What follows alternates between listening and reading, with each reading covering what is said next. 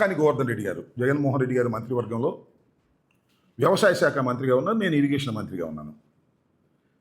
ఆయన్ని జైల్లో పెట్టారు. అన్ని తప్పుడు కేసుల్లో పెట్టి జైల్లో పెట్టి ఒక కేసు తర్వాత మరో కేసు, మరో కేసు తర్వాత మరో కేసు పెట్టి జైలు నుంచి బయటికి రాకోకుండా నిర్బంధించేటటువంటి కార్యక్రమం చేస్తున్నారు. చట్టం వారి చేతుల్లోకి తీసుకునేటువంటి కార్యక్రమం చేస్తున్నారు.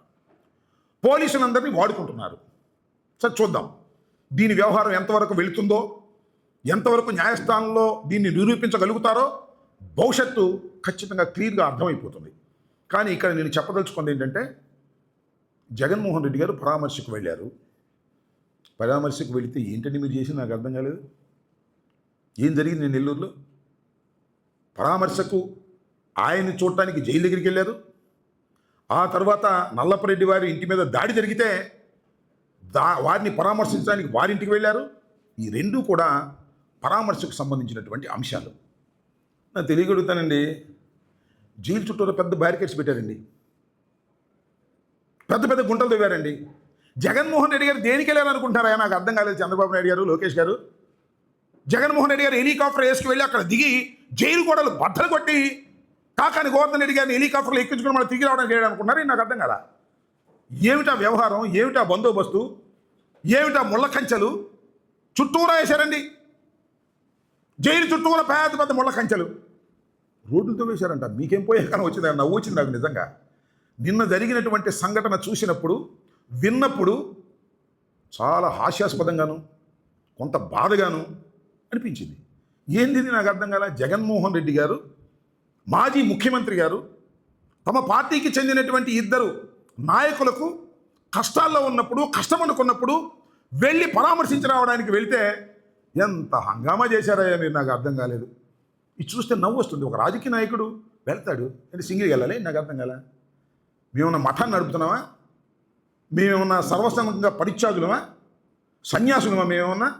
We are running a political party. ఒక రాజకీయ పార్టీని నడుపుతున్నటువంటి జగన్మోహన్ రెడ్డి గారు, వైఎస్ఆర్ కాంగ్రెస్ పార్టీ నాయకుడు, మాజీ ముఖ్యమంత్రి, అత్యంత ప్రజాదరణ కలిగినటువంటి వ్యక్తి నెల్లూరు పరామర్శకు వెళ్ళినప్పుడు వస్తారండి జనం. ఇద్దరే రావాలి, ముగ్గురే రావాలి, జైల్లోకి పెట్టుంది తప్పలేదు. హెలికాప్టర్ దగ్గరికి నలుగురే రావాలి, ప్రసన్న కుమార్ రెడ్డి గారి ఇంటికి 100 మంది రావాలి. What you to say? Yes, గర్వంగా చెప్తున్నాం. పరామర్శకి వెళ్ళాం. అయితే బహిరంగ సభలాగా వస్తారండి మీరు జనం అంటున్నాను నేను, ఒక ఆయన పెద్ద మనిషి. అవును స్వామి, మేము పరామర్శకు వెళితే అవి బహిరంగ సభలు అయిపోతున్నాయి. జగన్మోహన్ రెడ్డి గారు కారెక్కి రోడ్డు మీదకి వెళితే అవి ర్యాలీలు అయిపోతున్నాయి. అదే అదృష్టం. ఆయనకున్నటువంటి ప్రజాబలం, ఆ ప్రజాబలాన్ని చూసి ఓర్వలేక ఏందండి మీరు చేసేది, నాకు అర్థం కాలేదు. వాళ్ళు ఎన్ని జరిగినాయి చెప్పండి. తెనాలి, రెంటపాళ్ళ, పొదిలి, రాప్తాడు, ఎక్కడికి వెళ్ళినా జనం తండోపతండాలుగా వస్తున్నారని, ఏమైనా సరే నెల్లూరులో మాత్రం ఎవరు రాకుండా చేయాలి.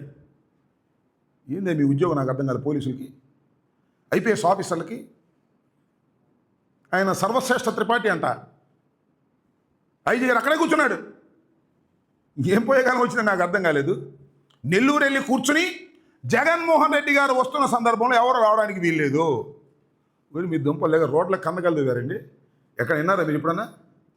ఈ ప్రపంచంలో, ఈ దేశంలో, ఈ రాష్ట్రంలో ఎక్కడైనా సరే ఒక ప్రధాన ప్రతిపక్ష నాయకుడు, అది కూడా ఇవ్వలేదు మీరు.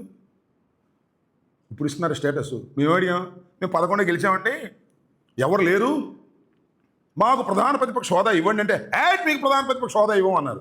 నిన్నేం చేశారే? ముఖ్యమంత్రికి పెట్టాల్సిన కానీ ఎక్కువ పెట్టారే. యోగా డేకి ప్రధానమంత్రి గారు వచ్చాడు, అప్పుడు కూడా 2000 మందిని పెట్టలేదంటే కానిస్టేబుల్స్ని, ఆఫీసర్ని.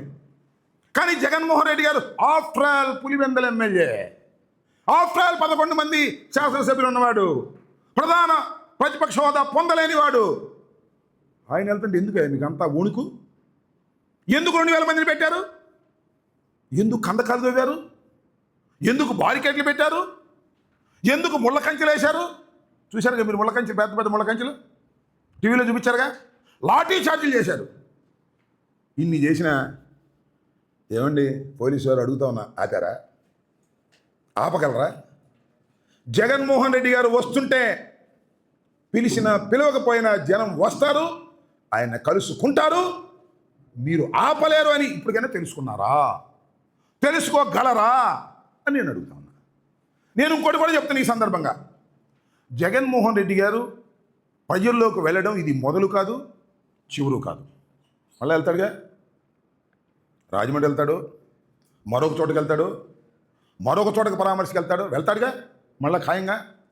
నేను చెప్తున్నా డీజీపీ హరీష్ కుమార్ గుప్తా గారికి, నేను చెప్తున్నా ఐజీ సర్వశ్రేష్ఠ త్రిపాఠి గారికి, నేను చెప్తున్నా చంద్రబాబు నాయుడు గారికి, నేను చెప్తున్నా చిట్టినాయుడు లోకేష్కి, ఏమండి ఈసారి ఏదైనా ఊరు వెళ్ళినప్పుడు ఆ ఊరు చుట్టూరా కందకందో అండి, చుట్టూరా పెద్ద కందకందో వేసేయండి. ఆ ఊరిలో ఉన్న వాళ్ళందరినీ కూడా బయటికి రావద్దని తాళాలు వేసేయండి. జగన్మోహన్ రెడ్డి గారు హెలికాప్టర్లో దిగుతాడు, 1000 మంది రాకపోతే నన్ను అప్పుడు అడగండి. మీరు ఎన్ని చేసినా జగన్మోహన్ రెడ్డి గారు ఎక్కడికి వెళితే అక్కడికి తండోపతండాలుగా జనం వస్తారు. మీరు వదిలేస్తే 20,000 మంది వస్తారు, మీరు కట్టడి చేస్తే 30,000 మంది వస్తారు. రాసుకోండి. ఇది జగన్మోహన్ రెడ్డి గారి లక్షణం. జగన్మోహన్ రెడ్డి గారికి ఉన్నటువంటి ప్రజాదరణ. సిగ్గు ఎగ్గు లేకోకుండా ఏందే మీరు జగన్మోహన్ రెడ్డి గారికి జనం రాకోకుండా ఉండటం కోసం మీరు పడుతున్న పాటు చూస్తుంటే నవ్వు వస్తుందయ్యా. ప్రజాస్వామ్యంలో ఒక ప్రధాన ప్రతిపక్ష నాయకుడు కాకపోయినప్పటికీ, మీరు ఇవ్వకపోయినప్పటికీ, ఆయన వెళుతుంటే వస్తున్న ప్రజాదరణ చూసి ఓర్వలేక ఎన్నిసార్లు మాట్లాడారా నాకు అర్థం కాదు. మొన్న సింగపూర్లో ఉన్నప్పుడు దగ్గర నుంచి చంద్రబాబు నాయుడు గారు డీజీపీతో ఎన్నిసార్లు మాట్లాడాడు, లోకేష్ సర్వశ్రేష్ఠ త్రిపాఠి గారితో ఎన్నిసార్లు మాట్లాడారు. ఈ పని పడలేదు మీకుగా. జగన్మోహన్ రెడ్డి గారు మీటింగులు సక్సెస్ కాకుండా ఉండటం కోసం మీ దగ్గర ఉన్నటువంటి పోలీసు యంత్రాంగాన్ని మొత్తం ఉపయోగిస్తారా? సిగ్గుందని అడుగుతా ఉన్నా. సిగ్గు లేనటువంటి పనులు చేస్తూ ఉన్నారు. నాకు ఎన్ని చెబుతుంటే ఒక కథ గుర్తొస్తుంది. ఒక కథ చెప్పాలి ఇక్కడ. శని మీకు తెలుసు కదా, శనీశ్వరుడు పెట్టాడంటే ఏలినాటి శని అంటారు. శనీశ్వరుడు ఎవరైనా పడతాడంట. దానికి ఎవ్వరూ అతీతులు కాదు. దానికి ఒక కథ ఉంది. అదేంటంటే శివుడు, మహాశివుడిని కూడా శని పెట్టాడంట. మహాశివుడు కదా, అందుకని శనీశ్వరుడు వెళ్ళి ముందుగా చెప్పాడంట, మహాశివ నీకు రేపు 7 గడియలు నేను పట్టబోతున్నాను అని. నన్ను పడతావా? ముల్లోకాలకే అధిపతినైనటువంటి ఈశ్వరుని నన్ను ఎలా పడతావు చూస్తా అని అన్నా అంట. అని 7 సముద్రాలు దాటి వెళ్ళిపోయాడట. ఒక కాకుల దూరని కారడివి, చీమల దూరని చిట్టడివి. అక్కడ పెద్ద మర్రి చెట్టు ఉందంట. ఆ మర్రి చెట్టు త్వరలో దాక్కున్నా అంట. ఎవరు? శివుడు. ఆ 7 గడియలు దానిలో దాక్కున్నా అంట.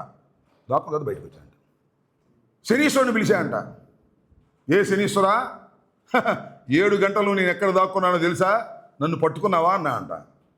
నేను పట్టుకోవసరం లేదు, ముల్లోకాలు ఏలేటటువంటి వ్యక్తివి నువ్వు, చక్కగా అక్కడ ఉండవలసినటువంటి వ్యక్తివి.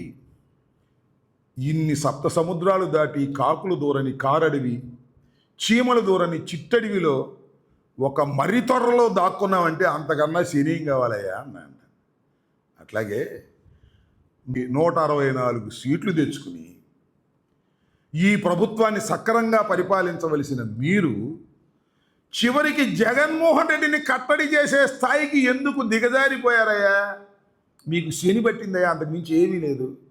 11 మంది శాసనసభ్యులు, పులివెందల ఎమ్మెల్యే అని రోజు వాగేవాళ్ళు మీరు జగన్మోహన్ రెడ్డి గారు ఒక్క చోట పర్యటనకు వెళుతున్నాడు అంటే మీకు ఇదేగా.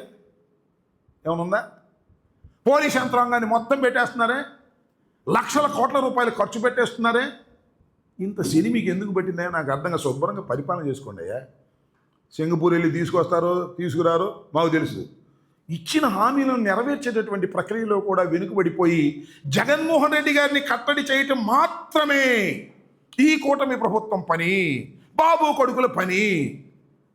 ఏ మాటకు ఆ మాట చెప్పాలి. చంద్రబాబు నాయుడు చాలా సీనియర్ మహానుభావుడు, ఆయన బుర్ర కూడా పోయింది. ఈ చిట్టినాయుడు దెబ్బకి, వాళ్ళ అబ్బాయి దెబ్బకి ఆయన బుర్ర కూడా పోయింది. 24 గంటలు ఇదే పని. జగన్మోహన్ రెడ్డి గారు ఎక్కడికి వెళ్తే అక్కడ జనం రాకుండా కాపలా కాద్దామని పోలీసుల్ని. ఏంది మీ కర్మ? ఇలాంటి శని బట్టి మీరు ఏడుస్తున్నారు తప్ప జగన్మోహన్ రెడ్డి గారిని ఆపటం ఎవడి వల్ల కాదు. సరిగదా? ఈ 5 సంఘటనలో కూడా జగన్మోహన్ రెడ్డి గారు అద్భుతమైనటువంటి నాయకుడు. జగన్మోహన్ రెడ్డి గారు ప్రజాభిమానం కలిగినటువంటి నాయకుడు అని మీరు నిరూపించి బ్రహ్మాండమైన పని చేశారయ్యా. నాకు దానిలో ఏ విధమైన సందేహం లేదు. Stay aware, stay bold. Like, subscribe and follow at Ammati Rambabu Official for truth and clarity in today's politics.